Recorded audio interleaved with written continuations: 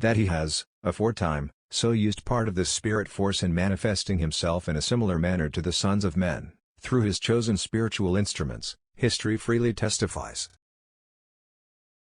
That he similarly manifests himself to the human race today, by and through the means of those who have developed their clairvoyant and clairaudient powers, is beyond dispute or doubt. That he has manifested himself to me during the last few months by his chosen spiritual messengers, through the medium of a spiritually guided man, is also beyond dispute. This now brings me to the bare narration of certain experiences which have occurred to me during the last 6 or 8 months.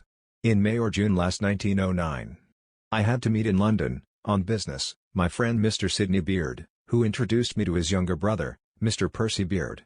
I had met the elder brother on a few occasions previous to this, but had never met the younger one.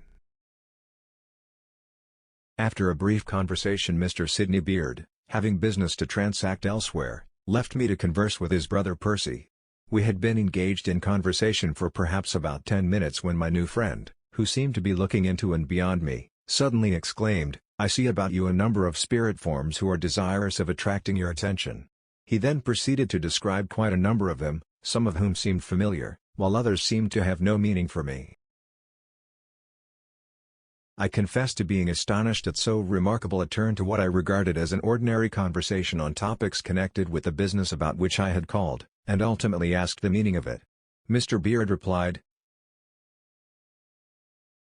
"These, no doubt, are those who, when in the body, entered into your life at some period of your career, and are now anxious to remind you of their friendship and goodwill, or to express gratitude for help of some kind or other afforded to them by yourself during their lifetime. They desire to demonstrate to you that memory of your kindly actions really exists after the change called death.